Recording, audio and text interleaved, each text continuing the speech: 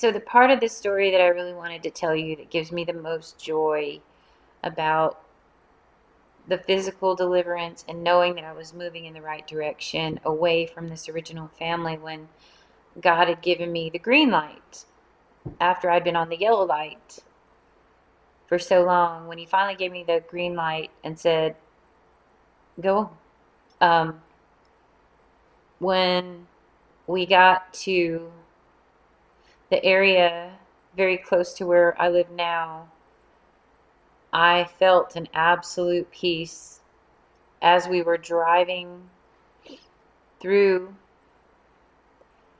I was just going to keep going, but God settled a peace on me like a mist of water, like a cloud, not in front of me, just in the spirit. And I felt peace, a father's peace, a peace of protection, a peace of provision, that sort of peace. And it was sort of just descended on me.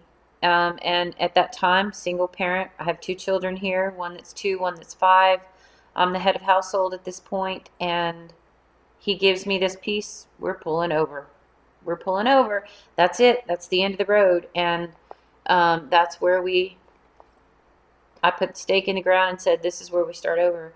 And I did exactly that. That's where we started over. That's where I started over for myself.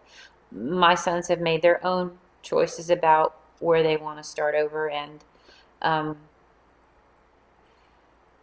getting away from the physical part of the abuse and the control and the mind control and the covert and the scapegoating and the narcissism and the, unfortunately, the torture. And I was being smothered by all of that and insulted constantly and spoken terrible things all the time in front of me, behind my back, very covertly, things going on that I found out later. So getting physically free and breaking free, if you can, is highly recommended, because if they still have access to you, they will continue using you as narcissistic source, which is what vampires do. They're just emotional vampires. And 2 tragedies in my family: my mom and my nephew. Both tragic losses, where both of their deaths were covered up very quickly, like there was something to cover up. And of course, I was left out of all of those conversations, thank God. But I know my nephew suffered the same abuse I did, and he didn't survive. He chose to stop the pain for himself. He was 14. Didn't know he only had a couple more years until he could be free or emancipate himself. He was the 3rd unwanted child also.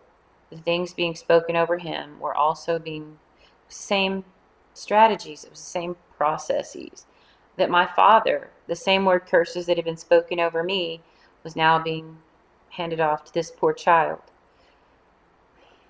Absolutely tragic. My mom was abused the last couple of years of her life, and very surreptitiously, simply because my father felt like he had a right to do it. This is how sadistic psychopaths work. And the only answer is exposure. Unfortunately, I had to hold all of this in forever, my whole life, his whole life, until he passed. And I had to make a decision of what's more important here. The reputation and image that we had to protect our entire lives. He's not here. He's gone. And we're not playing by his rules anymore.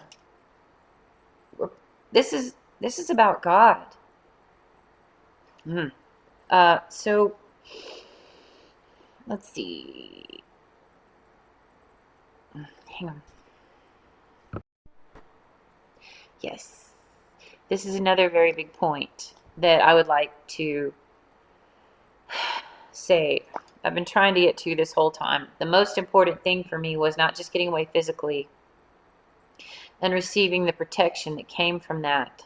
And I had to be willing to lose everything, everything. But I was protecting myself and my children for a better future and a better life. So that's what I was chasing, not what was behind me anymore. And when I physically left, God had started to spiritually transform me, and truths came but slowly because there was a lot of chaos and confusion in the middle that I didn't understand was spiritual warfare. And I didn't know what I was dealing with. I could feel something was trying to take over my family, myself, and my children, but I didn't know how to stop it. I didn't have any answers. I was simply trying to get away from the cause of the natural problem in the flesh. I didn't realize there was stuff behind it. Um, but I will tell you, one of the greatest things I got delivered from, and I'll never get over it, ever. It's what gives me so much joy is that knowing once I had left that area 6.5 hours behind and gotten to a whole new area, I could breathe and I could relax. And I didn't have to look over my shoulder. I didn't have to worry about this man's heel on my neck anymore, or this entire family's heel on my neck, except for my mother. Breathing down my neck, always trying to extract information about my life. I'm a relatively private person, and they just kept picking and picking and picking, trying to get to my information through my children even. It was embarrassing. Because this is how demonic spirits work, familiar spirits. And unfortunately, people in my original family had their windows and doors open. And so the enemy was using them to use me as source. So getting out of the way was great, awesome, but I didn't have to pretend anymore. That's what I'm trying to say. That's the part I'm trying to say. I no longer had to pretend or bear false witness or disrespect myself in this manner. I was 26 years old. I had 2 children to raise on my own. I didn't have time for these ridiculous games.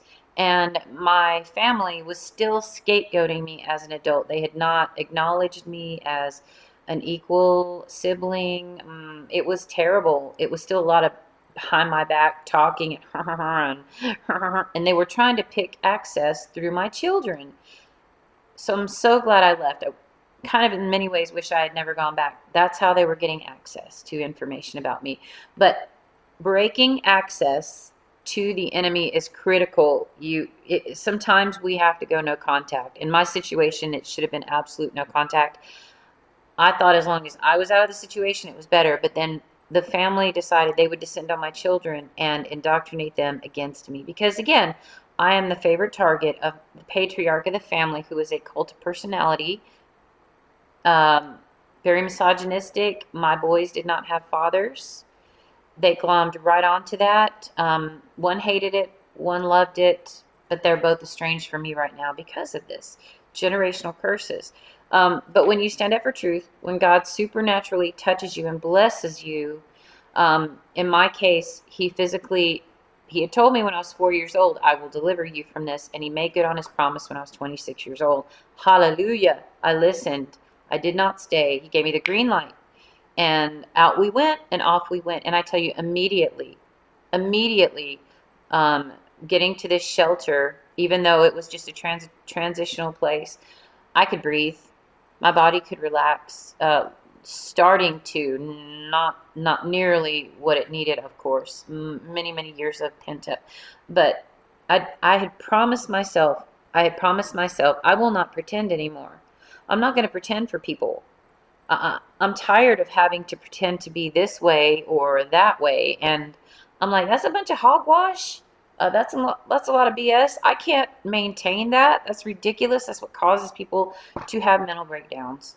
And I promised myself on our trip out of Alabama to where we are here, no more pretending, Gina. You do not have to keep that BS practice anymore. Be yourself. Be who you are. And I finally learned the greatest place of peace and joy for me is falling into God's purpose for my life. Not the purpose of my earthly father who was speaking evil over me and teaching other people to speak and do evil over me. Why? What the heck?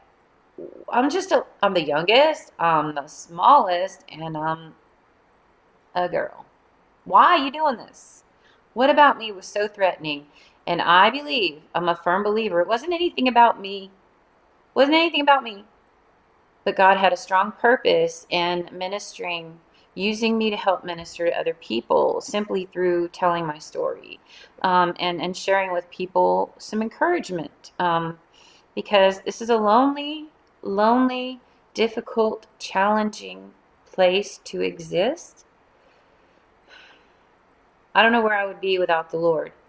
He has shown me very clearly how He's protected me in all of these situations, and that even from before birth, before I was ever born, He purposed something in my life, and He has been watering it all along.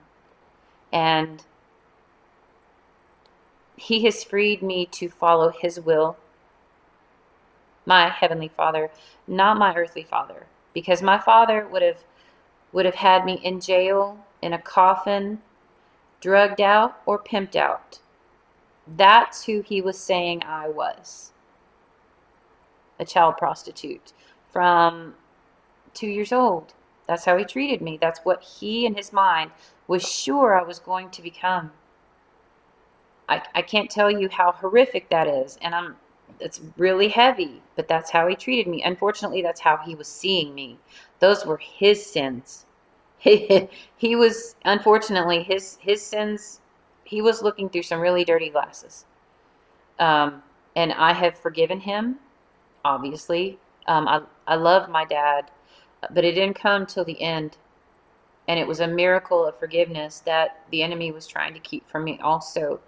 But God, but God knows, and I know some things that He's freed me from, and all it's done is bless me, and give me joy to share with other people about. This is the cool part. I mean, what He's done for me, He wants to do for everyone. I'm an absolute nobody. I'm just as regular and normal as, I played with earthworms, fish guts when we went to the coast. I ran barefoot. I'm just a little wildling. So understand what He's done for me, the miracles He's done for me, He absolutely wants to do for you and is willing to do for you. We simply, just like myself, I know what I had to do. I had to open up my own mouth and ask Him for what I wanted and what I needed. I had to be specific, but I had to open up my mouth. You can't just assume He knows. He says you receive not because you ask not. So open up your mouth and start asking Him for what you need. Do your best to forgive other people who have hurt you. That if you have unforgiveness, bitterness, or resentment, it's going to keep your blessings from flowing to you. That sounds selfish, but He's wanting a relationship to heal you. He's wanting to heal those broken places and put you back together. He doesn't want you to feel lonely and isolated. He wants you to know that He tucks you right underneath His wings. That's what He does. That's where I feel safe. And I recommend it highly. Psalms 91 in the Old Testament tells us how He provides us protection.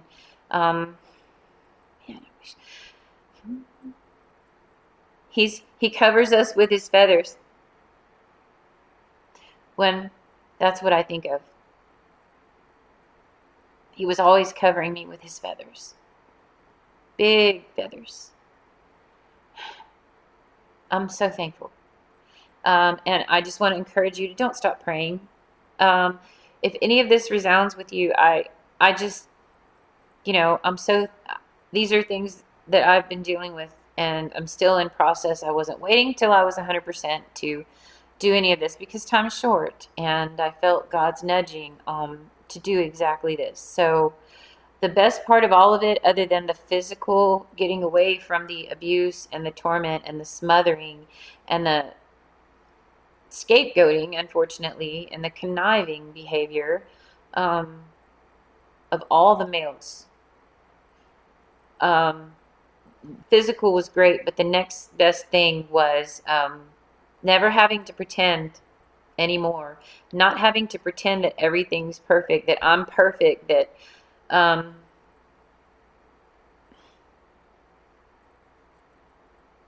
to finally live authentically. Does that make sense? To just be myself, to sort of come into my own skin and not have to pretend. Children can't consent to keeping your lies about the abuse. Children cannot consent to abuse in the first place. Um, these same children that were abused grow up, and sometimes, many times, they grow a backbone and their tongue is loosened to speak the truth. I encourage all of you to do the same. You don't have to pretend anymore. Live authentically. Live with truth and joy in your life, and ask God to come in and heal the broken places. These are things that have actually helped me. So I hope these have been some things that can encourage you. And thanks for watching. And most of all, please continue to pray for me. I certainly feel the prayers, and I certainly need the prayers. Certainly appreciate all the support and friendships. Thank you so very much, and stay tuned till next time.